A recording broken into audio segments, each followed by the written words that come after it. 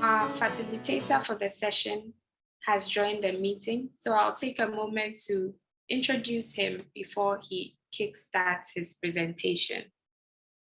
So ladies and gentlemen, as I mentioned earlier, this first module for the program is centered on the ocean as a finite resource and economic space. And today's session, Understanding the Ocean Economy, will be led by Naval Captain Isaac CM Aratuo, who is currently the Commanding Officer, School of Maritime Operations, Naval Training Command at Sugakope in Ghana. Prior to his appointment, he was a directing staff at both the Ghana Armed Forces Command and Staff College in Teshi and the Armed Forces Command and Staff College, Kaduna, Nigeria. Isaac holds a Master of Arts degree in International Affairs and a Bachelor of Science Honors degree in Computer Science and Statistics from the University of Ghana in Legon. He also holds a Master of Arts degree in Human Resource Management from the University of Cape Coast, a postgraduate diploma in Defense and Conflict Studies from Ghana Institute of Management and Public Administration, and a postgraduate certificate in defense planning from the Naval Postgraduate School in California, USA. Naval Captain Aratuo has held command both ashore and afloat. Ladies and gentlemen, I present to you Captain Aratuo to handle today's session. Captain Aratuo, you have the floor, please.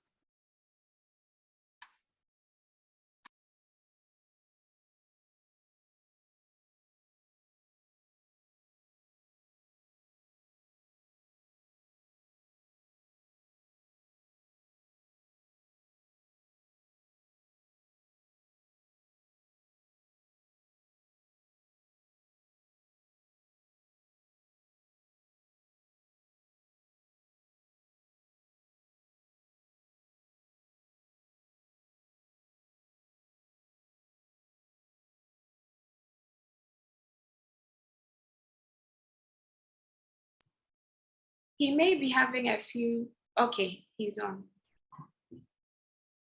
Great.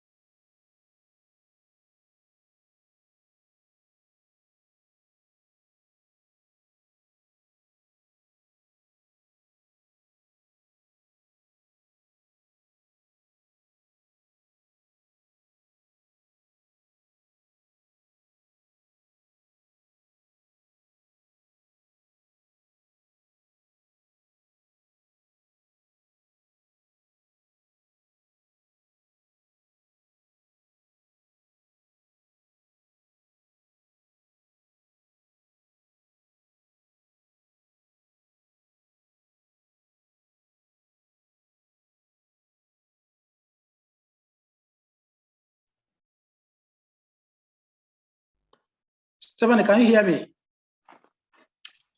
Yes, I can hear you loud and clear. I'm sure the other participants can hear you as well. Oh, okay, that's good. That's good. Please confirm my slide is shared. My screen is shared. Yes, we can see your screen. It's yet to depict the slideshow view though.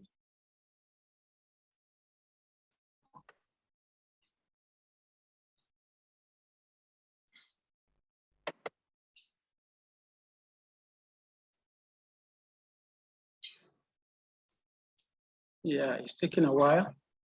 Okay, so whilst we wait for the screen to activate, let me take this opportunity to again thank the organizers, that's the Gulf of Guinea Institute, for this opportunity to share my thoughts on the subject matter. I think it's a privilege and an honor, and I believe strongly that it is not going to be a one-sided discussion, but I'm going to learn from the past experience of some of the participants on board. And let me also continue to probably thank the organizers for the efforts. I remember last year around November, they organized the Blue Career and Business Expo. And I think this is the second in a series of capacity building programs that we are engaging in. This afternoon, Stephanie. Yes, I'm having a challenge. My screen is not loading. Okay. Yeah, good. We see it now. It's not on now. Okay. So I've already been introduced, so because we have a little time, I will go straight ahead.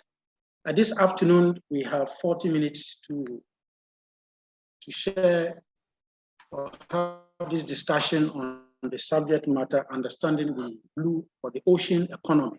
And I would have personally loved to make it interactive, but because of the constraints of time, I will have to take the presentation, and then afterwards, some time will be given for questions, clarifications, and probably contributions going forward. Okay, by way of introduction, I want to commence this presentation with an observation from Professor Gunther Pauli, who is a Belgian entrepreneur, an economist, and an accountant. And he said, and I quote, "Let us not demand more of the earth. Let us do more with what the earth already provides." I think this quotation from Dr. Pauli encapsulates the entire essence of the subject matter we'll be discussing. Dr. Pauli, the rationale behind this statement was that he recognized that the earth and the resources therein are finite. And therefore, with a growing industrialization, if future generations will come and live a comfortable life that we all desire for ourselves and for those that will come after us, it is critical that there's a paradigm shift. There should be a paradigm shift from the way man has related with the earth. And for me, it is very, very critical. The rationale of this is that he's saying that it is important for us, or there is a need for us to find a more suitable way to meet the basic needs of the planet and all its inhabitants with what the earth possesses. In other words, if we continue to relate and interact with the earth and the resources thereof in the way we are doing now,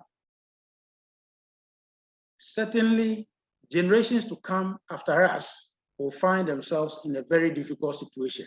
And so in this book, The Blue Economy, 10 years, 100 innovations, and 100 million jobs, he espoused the need for business models, innovative business models that will use available resources to generate livelihood, provide security, and respond to the basic needs of all mankind, and as well as providing jobs.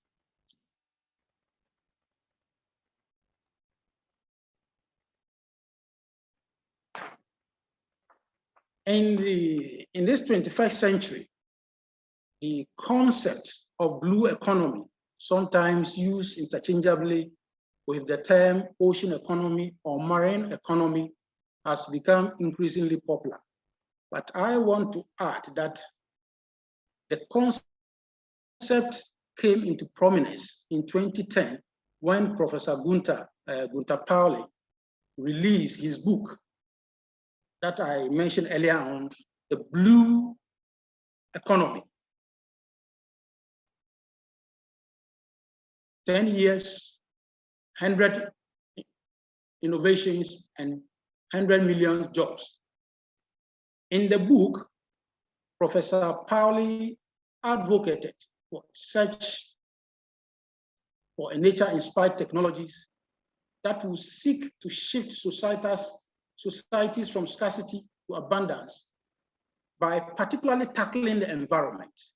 In other words, he's saying that the relationship that we have with the earth and the resources thereof will have to continue, will not only have to be shaped by the interest or what we intend to get from it, but it is important to also give premium to the host economy, or what we call the host system, the ecosystem that is providing those goods that we are deriving. And so, since then, after his book, a number of scholars and organizations have made frantic efforts to conceptualize or to arrive at a universally accepted definition of what the term blue economy or ocean economy is, but to no avail. Obviously, because the concept or the term is evolving and it is relative. In 2012, however, the concept of blue economy was given greater global impetus during the United Nations Conference on Sustainable Development in Rio de Janeiro, Brazil. One major output of the conference was the development of the 17 Sustainable Development Goals aimed to replace or designed to replace the Millennium Development Goals in 2015. Now, in these development goals, the 14th goal specifically was specific to the issue of the ocean, and it's espoused or advocated that there's a need for conservation and sustainable use of the oceans, the seas, and the marine resources for sustainable development. The crux of the concept at this time was the need to integrate environmental concerns or conservation practices and socioeconomic development in the management of the oceans. At the moment, at this point in history, due to the increasing industrialization of the ocean, we no more see the ocean as solely for the purpose of getting protein and waterways, but also as a source of many aspects of our desired industrialization agenda. While much of our focus so far has been land-centric, where, for example,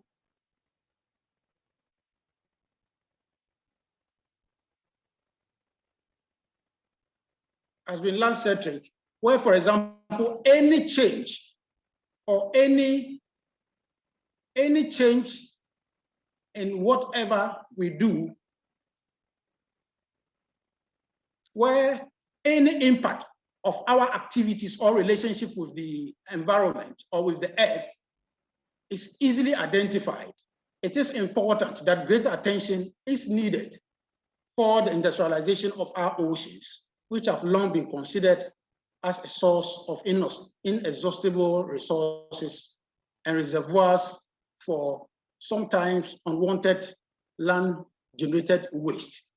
We are currently increasingly using the ocean in all of the ways we have historically used the land. In other words, we have exploited the land, and now we have sent the same or moved or shifted the focus of that same level of exploitation to the oceans. Now, the capacity of the world today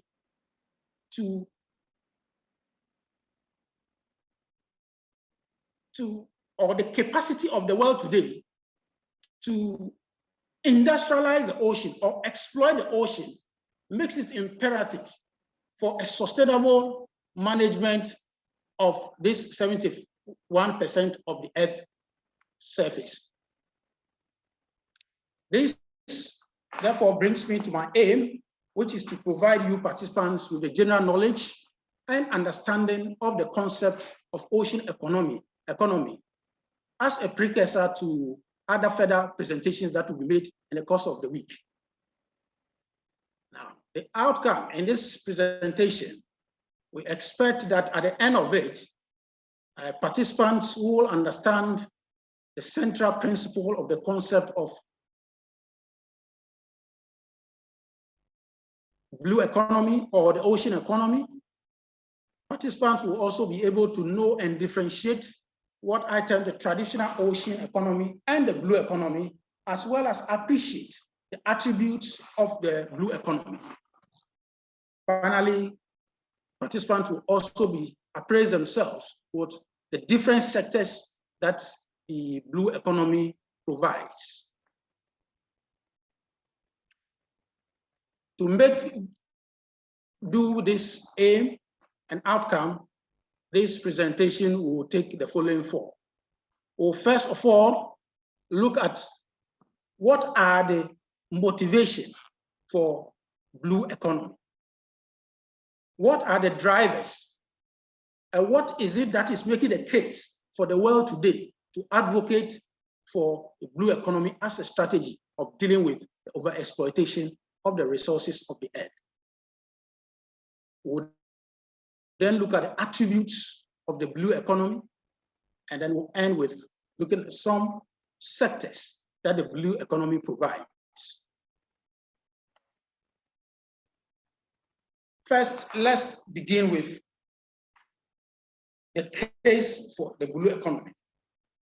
What is it that's making the world today, international bodies and scholars, advocate for a blue economy as a means of addressing the socioeconomic needs of the world, particularly those developing under the developing world, that's the global south? What is it that is necessitating this clarion call that is seeking to bring together world leaders and seek their commitment to this strategy of blue economy? First, there are three factors that is driving this call for blue economy. The first is the size of the land on Earth, or otherwise the size of the water mass or the ocean and the water bodies on Earth. The next is the tragedy of the commons. And then the third factor is the rising global population.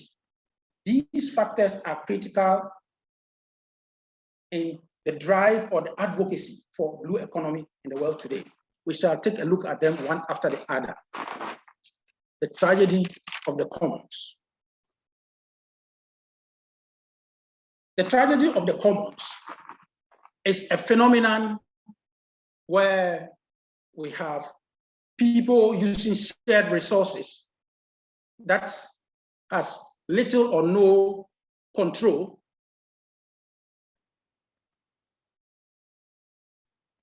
and therefore driven by their own self-interest, relate, interact, and exploit these shared resources, normally to the detriment of the general good or the general population.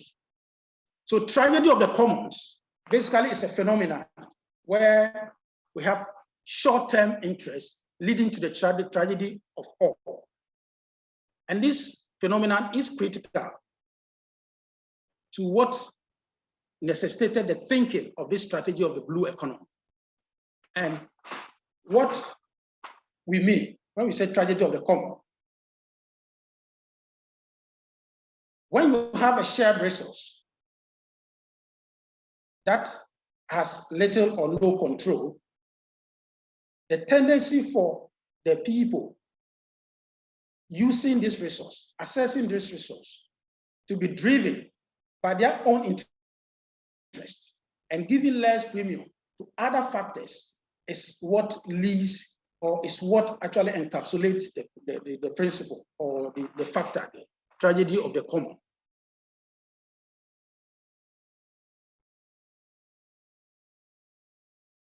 We were going to look at how this has found expression in the way humans have related with the world, as related with the earth and the resources thereof, and therefore leading to this clarion call. We will look at examples from governmental levels, non-governmental levels, and then portable state, non-state actors. A good example is the lead and zinc mine in the Shenzhen, China. We can see here man, or what we say, governmental relationship or interaction with the earth. What is driving this? Basically, are factors such as economics, finance, to enhance development. And this is a critical manifestation of what we call the tragedy of the commons, where, for example, what is driving the interaction is the interest or what we're going to gain from that, the development that is going to come. But what is absent and giving less premium to other factors such as the environment, and then also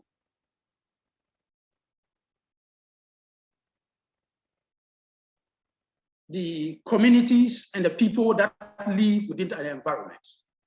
So an extensive or this over-exploitation of this resource obviously comes with its consequences. And so this is what has led to the earth over-exploiting the resources and making no room or giving no premium or importance to the other factors, as I've alluded earlier.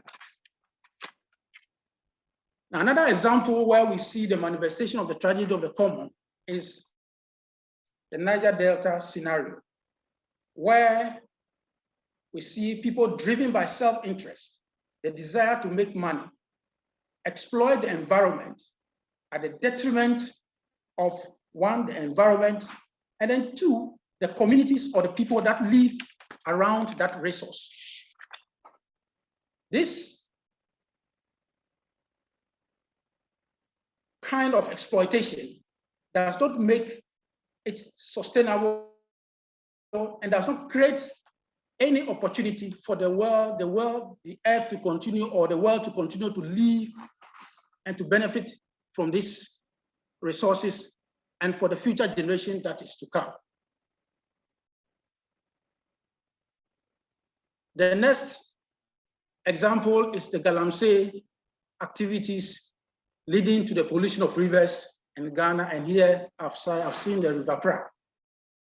Now, who are the actors?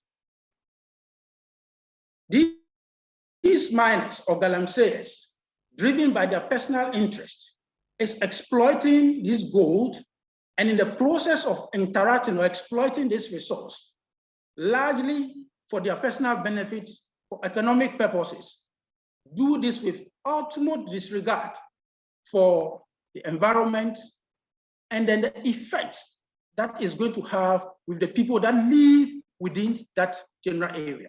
It's a tragedy, because this is a river is a common resource. Meanwhile, because of their parochial interest, they will go heaven and earth and interact with this river in a way that what they want to get is the benefit, economic benefit. The consequences thereof, in terms of the environmental implications and the implication on the livelihood of those that live within that resource, in terms of food and jobs, is completely disregarded. So it is this tragedy, it is this mindset, it is this desire to exploit a resource only primarily for own benefit, with utmost disregard for other important actors, such as the environment and the people that benefit, is what is calling for the need for a paradigm shift in the way we try to exploit these resources. This is because the resources are not finite, and then if they are not used or exploited sustainably, it will lead to the completion or over-exhaustion of these resources, and future generations will come, and then they will not be able to live the kind of life that is required of them. Now, the next factor that is making the case or driving the call for the blue economy is the rising global population. Of course, the rising global population is leading or pushing man to put pressure to exploit the resources of the earth to be able to meet their basic needs. And for example, if you look at the increasing rate in which the population is growing, it's telling us that if it continues this way, the rate at which the exploitation of the resource is undertaken, obviously will have an impact on its future sustainability. And therefore, it is important for a paradigm change, a paradigm shift from how we exploit and interact with this resource, so that we can take into consideration other factors such as the environment and the livelihood of the people that live within that environment, as espoused by Professor Gunther Pauli. So as we can see on the slide, from 1804 to 1927, that is the period of 123 years, the population of the earth increased by 1 billion. And we saw from the chart, this decreasing. 33 years led to an increase of 1 billion, and 14 years now is leading to a population increase of 1 billion. And now, as we speak, between 2012 and 2024, we expect the population of the earth to grow to about 10 to 20 billion. What this means is that there's going to be more pressure on the earth, and man will continue to interact, if we continue in that same way, in the earth in order to gain for survival, taking it to go and forgetting completely the repercussion of the neglect of other factors. So the question is, with this growing population, if we continue in the way we interact with the environment, the way we interact with the natural resources of the earth, can the world or can the earth be able to feed this anticipated 9 to 10 billion population by 2050? Obviously, the answer is no. And therefore, the need to look at other innovative means of dealing or exploiting this earth or relating with this earth, so that we'll be able to get the economic benefit, as well as ensuring that the whole system or the environment is able to regenerate and be able to keep the resource for the use of future generation. Now, from these two factors, that's the tragedy of the common, where shared resources are plundered largely because of one's parochial interest and neglecting other critical factors. And then also the rising global population is resulting in what we call the diminishing land-based resources. So the earth now is under pressure, and therefore it is important that a more innovative strategy that will be able to balance the three critical ingredients or dimensions of the earth, that is the economy, or what we call the economy, the societal factors, as well as the environmental factors. Now, having said this, the last, but more importantly, the least, but not the least factor is the ocean. Now,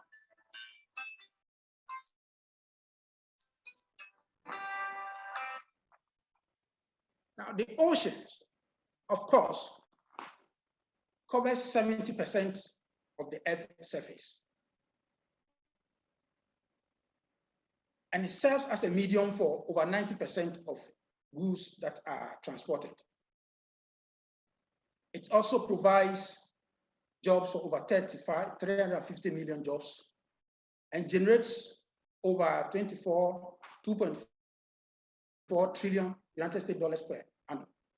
It is a means of livelihood for over 3 billion people and a reservoir of vast mineral resources. So the question is, if the earth, which is about 30%, or the land, which is about 30% of the planet Earth, has been able to sustain and keep mankind from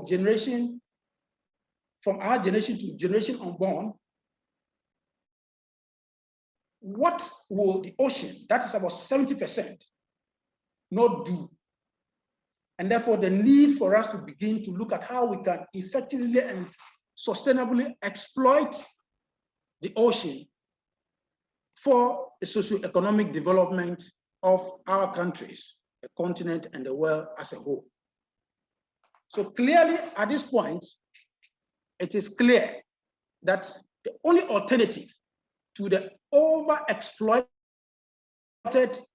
land, the only alternative to the overexploited land is the ocean. One, because it is bigger, and therefore will have more resources than the earth.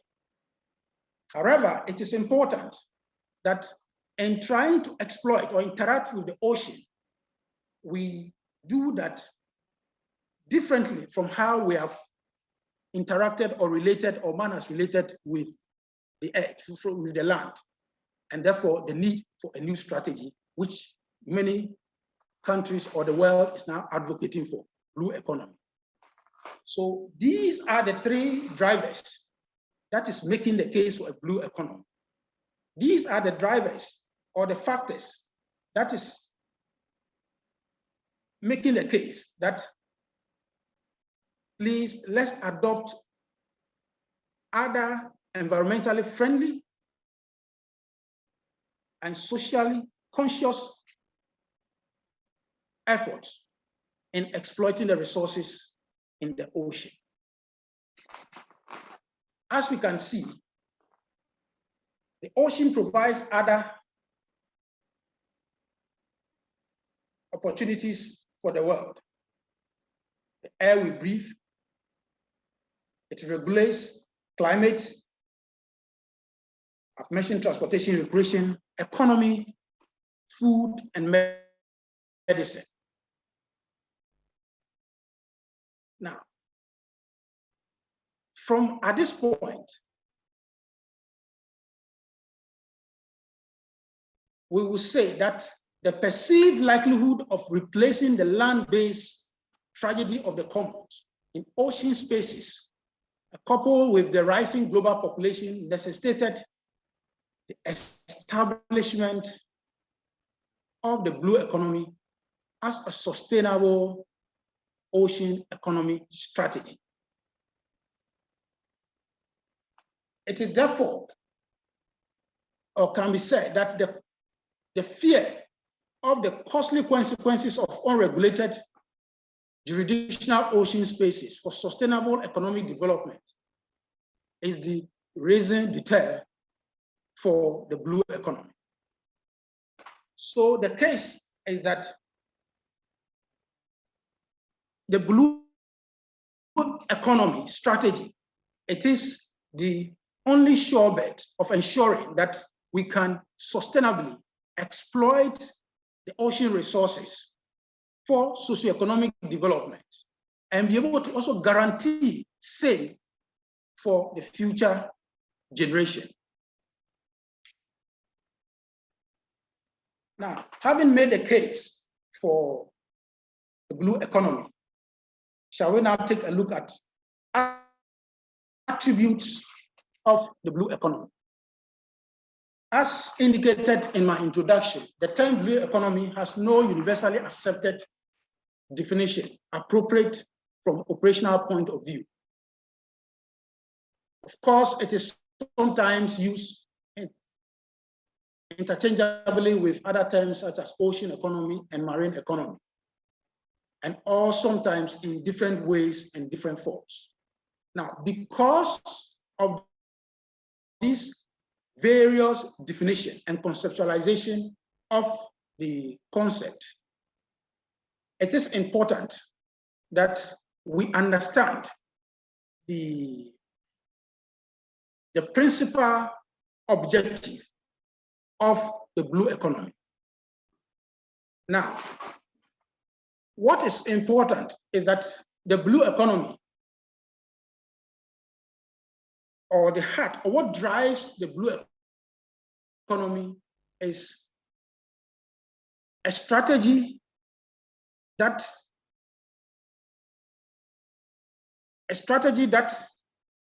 places premium, equal premium, on the environmental, on the social and the environmental dimension of the space which is being exploited, in this case, the ocean.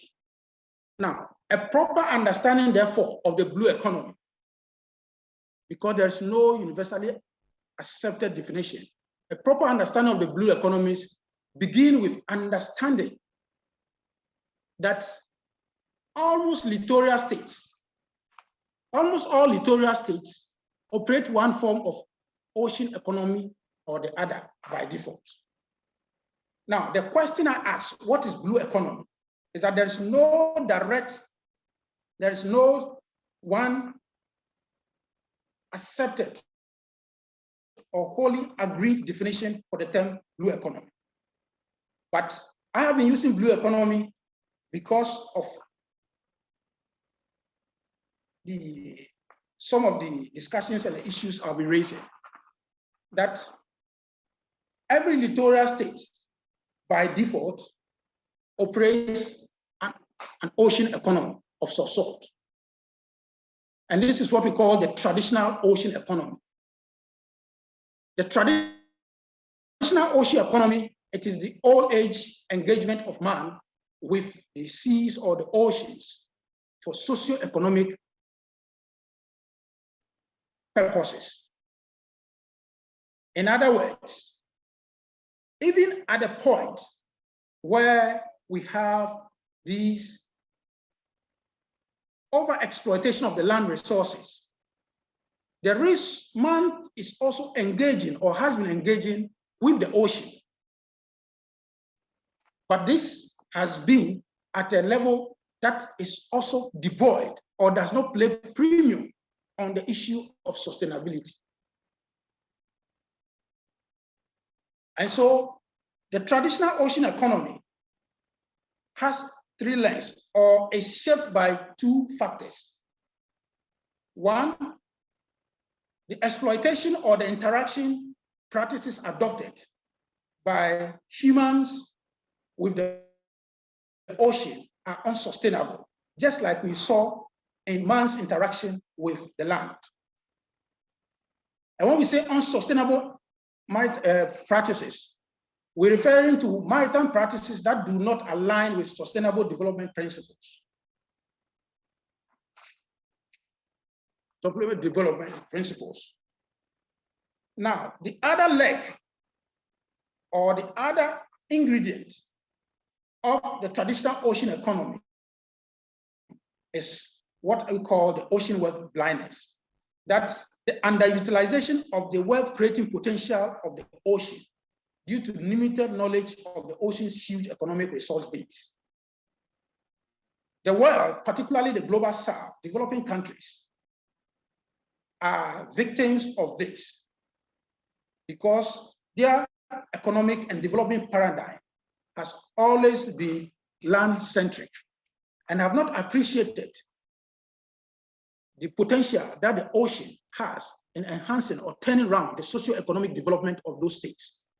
And so it is this blindness that is making them to interact with the ocean in a way that is not sustainable. So we find these unsustainable practices in the form of IU fishing, ghost fishing, bycatches, marine pollution, weak port or state control, and then ocean wealth also find expression in security-focused activities, poor weak maritime research and development, and then ungoverned ocean spaces. Now, when we say IUU, because of time, IUU is basically when vessels, whether local or foreign, operate in violation of the coastal states' fisheries laws made pursuant to the provisions of the United Nations Convention on the Law of the State, the Sea, that's UNCLOS. Now, these activities is what has characterized also man's interaction with the ocean prior to this advocacy and this call, clarion call for a blue economy or a strategy that will exploit and explore the ocean resources sustainably.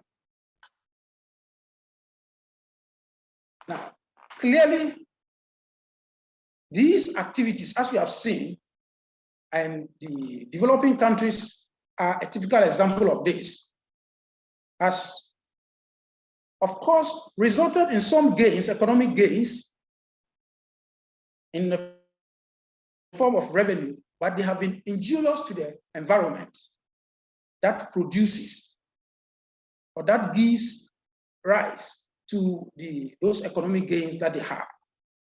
So just like the tragedy of the common, just like the economic business models employed in the exploitation of the land resources, the ocean has also not been spared with these activities, and therefore the need for a more sustainable strategy, which is encapsulated in the blue economy.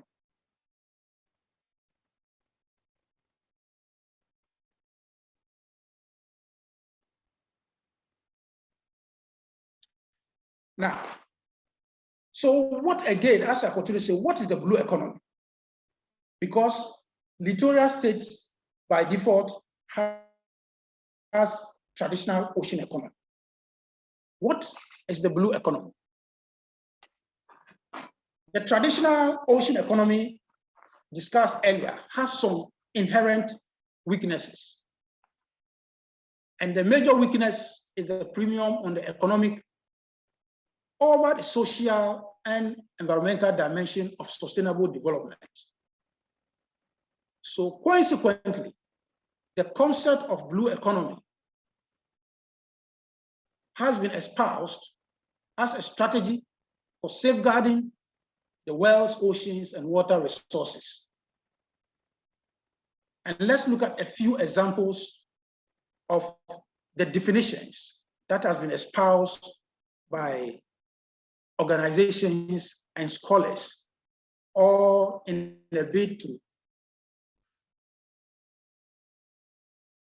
conceptualize the term blue economy. Here, we're looking at two definitions. The first, we're looking at the definition by the United Nations as a result that resulted from the United Nations Conference on Sustainable Development in 2012. In that definition, the UN defined the blue economy as an ocean economy that aims at the improvement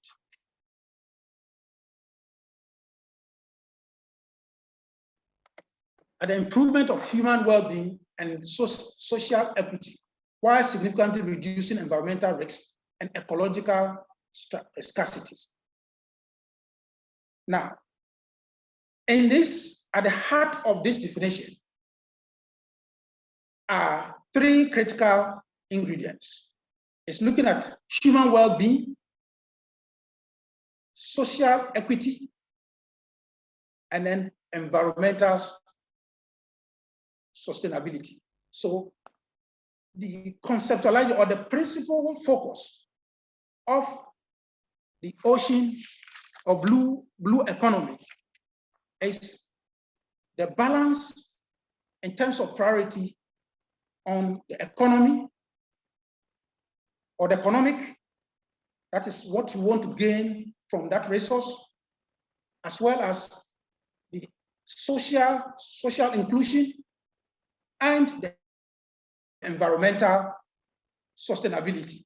This is to ensure that the resource is able to regenerate and therefore continue to provide that economic impetus and therefore to be able to meet the basic needs of the population and guarantee safe for future generation. Now, the blue economy also was defined by the World Bank as the sustainable use of ocean resources for economic growth, improve livelihoods and jobs, while preserving the health of the ocean ecosystem.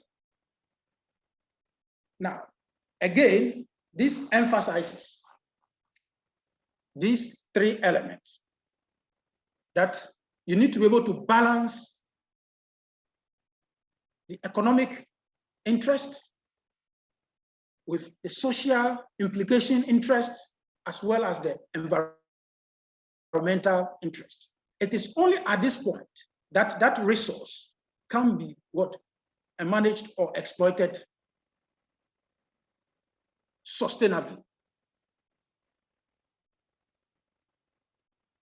Now, three things, although these definitions are worded differently, there are some common attributes that flows through all that. The first, and this is the attributes of the blue economy, the strategy of effectively managing the ocean resources to meet the livelihood and the well-being of the population and guarantee same for future generation, as well as ensuring that the environment is not depleted. Three attributes can be distilled from these definitions, from these conceptualizations of the term blue economy. The first is what we call ocean governance. Ocean governance. And that's the first unique attribute. Ocean governance is primarily the maintenance of long-term sustainability of marine natural resources for socioeconomic development in accordance with the provisions of the United Nations Convention of the Law of the Sea. And so to be able to maintain this, sustainably maintain this, will involve the national organs, as I've shown. We will need to have laws, policies that will regulate the actors or those who interact, or regulate how man interacts with the ocean. And that is the legislative arm of the states.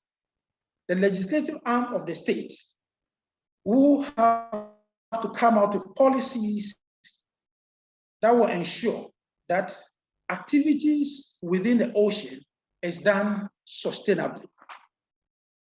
Now, the judiciary, which is another arm of government, also helps in this ocean governance by ensuring that all those who do not act as, who do not follow, or who fall foul of the rules and regulations, or do not appropriately or correctly interact with the ocean, are severely punished to serve as deterrents to others, and therefore enhancing ocean governance. Unlike the traditional ocean economy, where because of lack of understanding of the importance and the potential of the ocean, states do not give preeminence, they do not give premium to that, and therefore did not take the necessary actions that they ought to take in forms of legal frameworks and policies to guide the activities within that environment, and also to create the necessary laws and the judiciary, appropriate criminal laws that will be able to punish all those who go against the policies and the laid down way of interacting with the ocean. The last arm, that is the executive arm, also has a role to play in the ocean governance process. And it does this through other agencies like its Navy or its Marine Police, its regulatory, other key maritime stakeholders, like in the Ghana situation, the Ghana Maritime Authority, Shippers Council, the executive arms. These are arms that give effect to the directive, to the legislative policies and legal frameworks that have been put in place to ensure that the ocean is harnessed or exploited sustainably. So that is one critical attribute of the blue economy. The economy that is at the heart of it is sustainable management. Now, the second attribute of a blue economy that runs through any definition of blue economy is the ocean sustainability practices, or what we call sustainability. So the second unique attribute is the sustainable principles, or the enforcement of sustainable principles in the jurisdictional maritime spaces through a robust ocean governance regime. And what do we mean by sustainable practices? Sustainability here in the concept is where you try to balance economic development with social well-being and environmental sustainability. So we have three dimensions or three ingredients in the management process: the economy, the society, and the environment. In other words, in your interaction, in your exploitation process, your primary aim should not be the economy, should not be the economic benefits that you are going to get, but you should ensure that those activities do not injure the society, the community that lives within, their livelihood, their food supply. At the same time also, it should be done in a very environmentally friendly manner. So at the intersection of these three dimensions is the issue of sustainability here. And this was espoused by Dr. Gro Harlem Brundtland, the former Prime Minister of Norway, as a means or an attribute, or one of the critical attributes of the blue economy. So a blue economy, in other words, is an economy that ensures that all activities, all relationship with the ocean is done having in mind the environmental and social implications of that interaction with the ocean. The to enforce or to operationalize or to actualize these practices, there are tools that are employed. And one of these is the maritime protected area. So clearly define geographic space, recognize, dedicated, and manage through legal or other effective means to achieve the long-term conservation of nature with associated ecosystem services and cultural values. So another mode to actualize or one sustainability practice is designated areas that you protect to ensure that the resources thereof, the life thereof, the living organisms thereof are preserved so that they can regenerate and be able to meet the economic needs or the exploitation as it goes on. That's one of the ways of enhancing sustainability, defining protected areas. The next leg of sustainable practice is marine spatial planning. I will be fast on this because this will be addressed in a subsequent lecture, I think the day after tomorrow. Basically what this means is the overarching administration of critical ocean-based and ocean-related maritime stakeholders with respect to who gets what, where, when, why, and how in a given maritime space for the purpose of achieving ocean sustainability through well-coordinated use of the ocean space. Now, this is to ensure that all actors are very clear in their mind, their role, where what they can do, where they can do what, when they can do that, and why and how they can do or they can act and relate with the environment.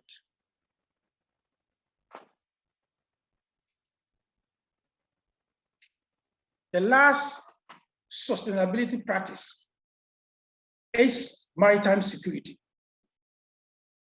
which is the degree of naval presence and activities within jurisdictional maritime spaces for the purpose of enforcing ocean sustainability.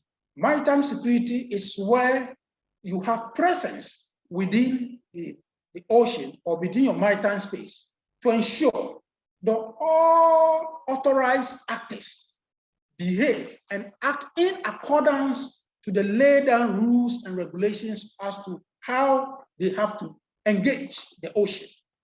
So one aspect is providing the legal framework. Another is to ensure that that legal framework, that legal processes or ways that they can interact are enforced. And this is achieved through the third leg, which is maritime security. This only does not ensure sustainability, but also boosts the investor confidence in the country and therefore leading to the other distance of the economic gains that could be done.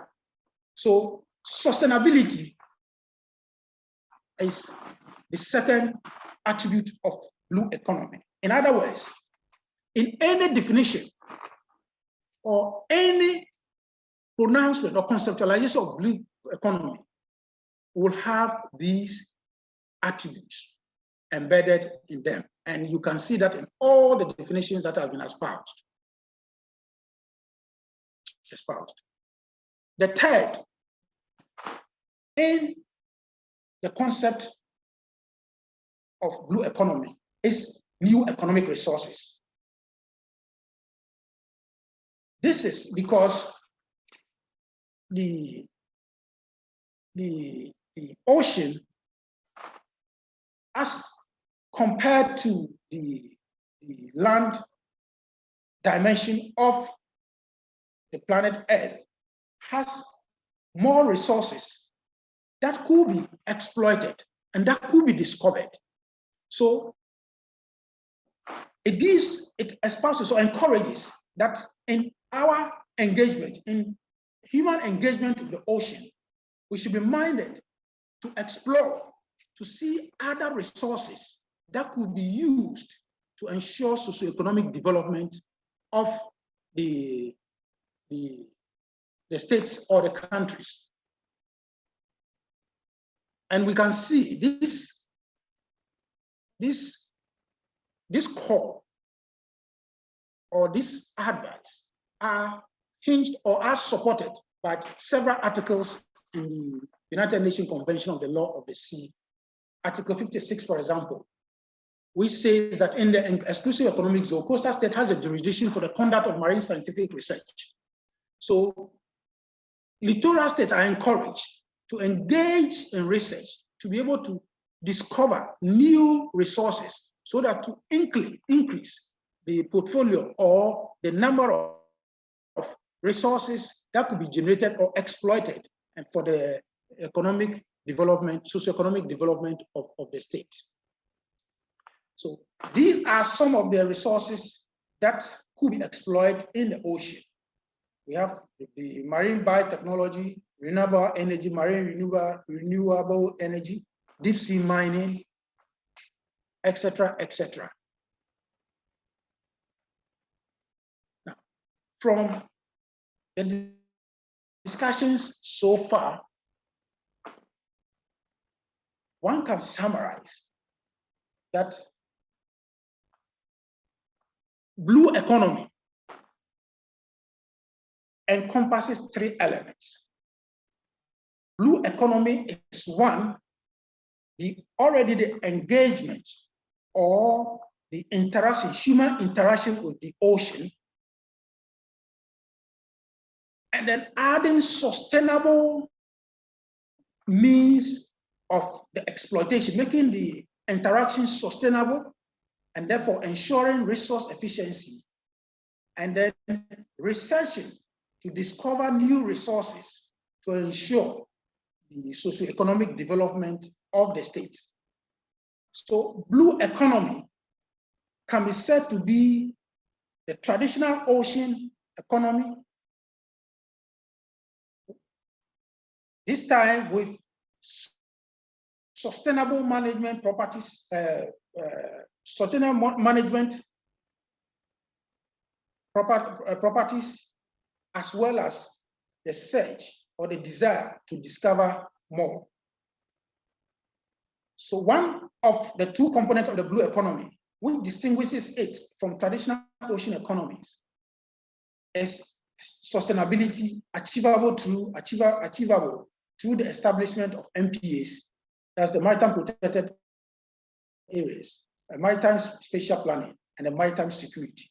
Of course, the other component is new resources. And so this gives a distinction between the traditional ocean economy, which basically focuses on how to exploit the ocean for largely economic reasons, with less or little premium given to the environment and the society or the community within which that resource area is located.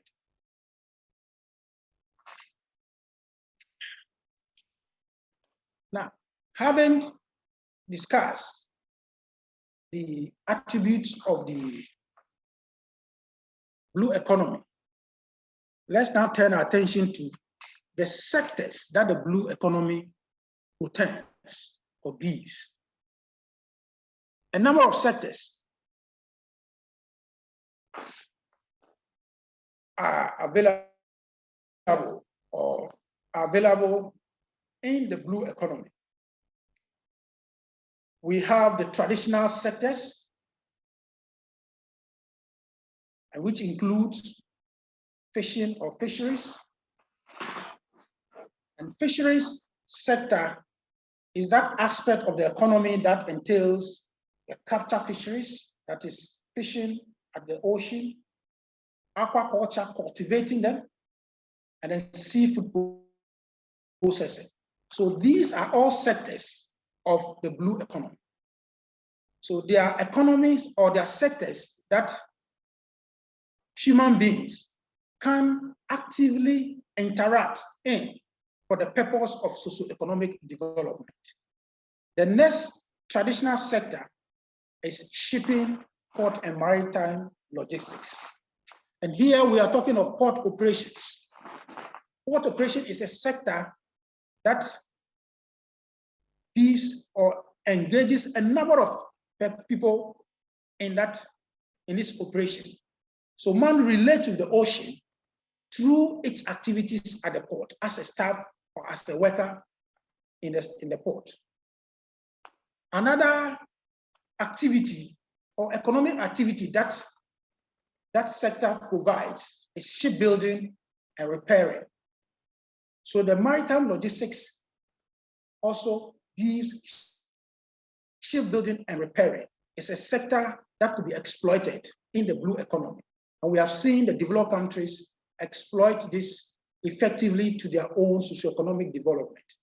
Singapore is one typical example that have effectively explored and exploited its shipbuilding for the socioeconomic development of that nation. Apart from that, ship owners, ownership is another sector. Operators, apart from the owners themselves, seafarers, those who operate the ships, is a sector. It's an element in that sector. Shipping agents and brokers, they're all part of the maritime logistics enclave. Ship management liner and port agents, port companies, ship suppliers, container shipping services, stevedores, roll-on and roll-off operators, custom clearance, freight forwarders, safety and training. These are all areas that gives opportunity to the human being to be able to work for its own socioeconomic development. So these areas could be exploited for the development of the country. The next traditional sector is the offshore oil and gas sector. The offshore oil and gas sector. And here we are talking of offshore oil and gas. This is an area that can generate huge economic benefit to the state, as well as to the communities, frontier communities bordering where they are, where those bordering those oceans or those waters. Another sector is the marine biotechnology sector. In fact, these are emerging sectors that could be exploited, that could be explored, particularly by developing countries. The marine biotechnology sector is huge, as it can be used, it has a potential for pharmacopoeia, that's cosmetics, drugs, and biomedics. So pharmaceuticals, chemicals, seawater harvesting, seawater products, marine derived byproducts are all elements that can be exploited in this sector. The next is the maritime tourism. This is also a new area that has huge potential for the socioeconomic development of the country. And it involves sea angling from boats, sea angling from the shore, sailing at sea, jet skiing, surfing, sailboarding, diving, that is pleasure diving, swimming, and then bird watching in coastal areas, and visiting coastal natural reserves, and trips to the beach, seaside, and islands. These are all industries. These are all areas that can be exploited for the socio-economic development of the country. The next, another discipline is the marine renewable energy. The ocean can be exploited for wind energy, for wave energy, and tidal energy. Manufacturing is also another huge sector in the huge emerging sectors in the blue economy. And this involves both manufacturing, sail making, net manufacturing, boat and ship manufacturing and repairing, marine instrumentation, aquaculture, technology, water construction, marine industrial engineers. This sector alone has the potential to employ a huge number of personnel and therefore enhancing their well-being, livelihood, and to a long extent, the socio-economic development of the state. Now, marine commerce is another sector that is emerging, and this involves marine financial services, marine legal services. And these are areas that developing countries, we have not developed that capacity, but it has a huge potential. And if explored, will lead to very high socioeconomic development and deal with this growing unemployment within the sub-region. Marine ICT is another sector. That's marine engineering consultancy, for example, comes under the ICT center. Meteorological consultancy, environmental consultancy, hydro survey consultancy, project management consultancy, ICT solutions, and geoinformatics services, yacht design, and submarine telecommunications are all areas that could be exploited, are all areas that are untapped, that the capacity has not yet been developed and has potential to be able to contribute significantly to the socio-economic development of the country and the well-being of the citizenry. Education and research is another area that is emerging, and this entails education and training, research and development in maritime areas. And finally, marine mining, deep sea mining, where you have seabed resources and dissolution. So we have exploration of rare earth metals and hydrocarbons are areas that could be exploited, that could lead and therefore lead to significant improvement in the socioeconomic development of the country.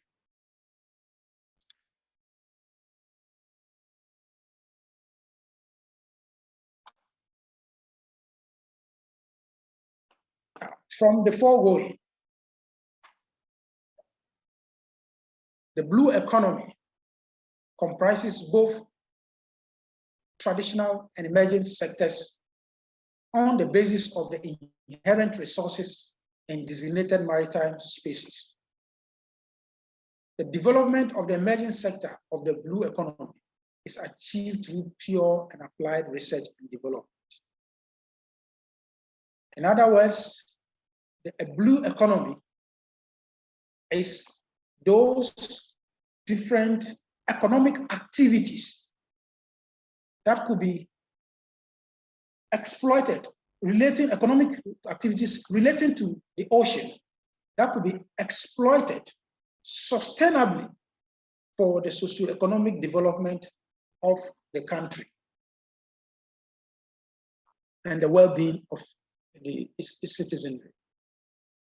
And therefore, jurisdictional maritime spaces, it is therefore evident, important that jurisdictional maritime spaces must be aggressively researched and developed, birth new resources in order to employ a variable blue economy. Furthermore, the fine fusion of both old and new resources presents the blue economy as the only economy for the future. It is the only economy because once it has huge resources that can generate a number of several economic activities that when exploited could lead to socio-economic development of the country and therefore enhancing or improving the well-being and livelihood of the citizenry therein. In the past 1 hour, 15 minutes, unfortunately, we've looked at what the case for blue economy and that the over exploitation of the land resources, which is about 30% of the planet Earth, and that penchant of exploiting without regard to environmental and other social consideration, has called for a paradigm shift for exploitation of resources. And what provides or stands in as the better model for the future is the ocean, because the ocean constitutes 70% of the Earth's surface, and therefore endowed with more resources, and therefore can enable a number of sectors, economic activities, which could lead to socioeconomic, its useful exploitation will lead to the socioeconomic development of the country. Thank you so much for your time. Although we've gone beyond, I'll pause here for questions, clarifications, and contributions, if any. Thank you so much, Captain Aratuo, for that very detailed and very insightful presentation. We do have a number of questions in the chat.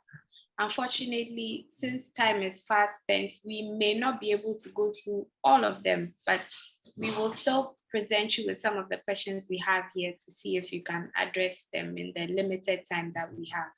So okay. The first question we have here is, how can citizens become more conscious of the blue economy in their daily lives? And this question is from Linda Intifo from Ghana.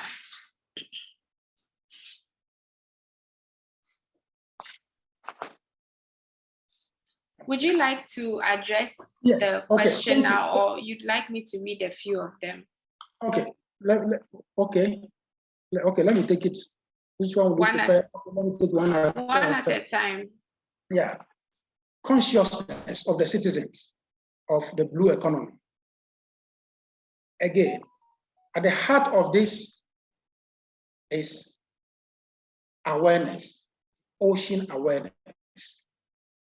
And this can be achieved by developing training programs or capacity building programs like what you are having.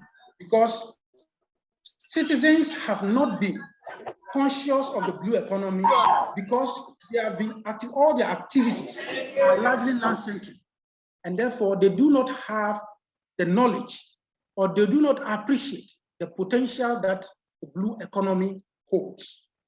Now, because of this non-appreciation or unawareness, their activities do not in any way help sustain the blue economy. We have seen that when we say, for example, sustaining a blue economy, it involves sustainable practices. And these unsustainable practices comes from the citizenry and actors in the blue economy. Let's take fishermen. The fisherman does not understand that his ability to continue to be in business and to continue to harvest enough fish to feed his family, to provide shelter, and to live well will depend on how he himself conducts or goes about that interaction of fish ocean. So that consciousness that your activity or your relationship or how you interact with the ocean has some environmental implications and socio-economic implications is what should be made known to the citizenry. Once they understand that my action could lead to environmental degradation or could lead to negative impact in the host system or the environment that is the ocean that provides you that source of living, that is your fishing profession. And at the same time, also deprive others who depend on the sea for their own livelihood. That awareness alone will guide the action and inaction of people, of citizenry. That consciousness will make them to appreciate that they have a role to play in the blue economy. And their activities could reduce the degree of blueness of the economy or vice versa. I don't know whether I've made my point. The blue economy is a relative term. How blue you are is dependent upon your ability to actualize the attributes. That's i.e. governance, sustainable practices, and then your desire to identify, research, to identify new resources. These are key. Your ability to do this are key. And in all these, the citizen has a role to play in the area of governance. The citizen have a role to play in the area of sustainable practices. And to some extent, some citizens have a role to play in the area of research.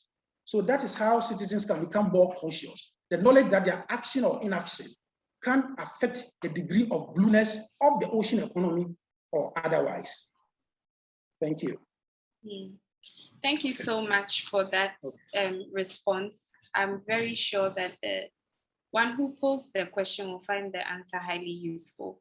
We do have a few other questions. We have 2 questions here from Emmanuel Ajibola from Nigeria. We'll take just one of them because of time. He wants to know climate change and the blue economy. Is there any nexus between these two? And how can climatologists and meteorologists contribute to the sustainability of the blue economy? That's a good question. That's a good question. Climate change and sustainability. If you look at the presentation, when I was looking at the issue of the case